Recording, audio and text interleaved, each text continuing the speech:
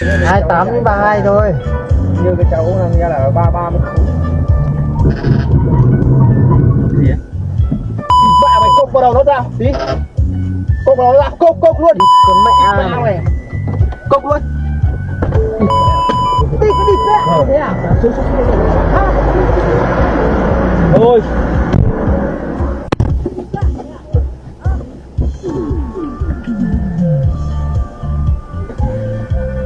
Vào được.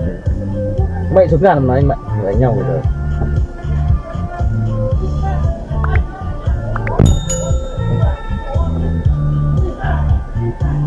Trở lại chuyện hai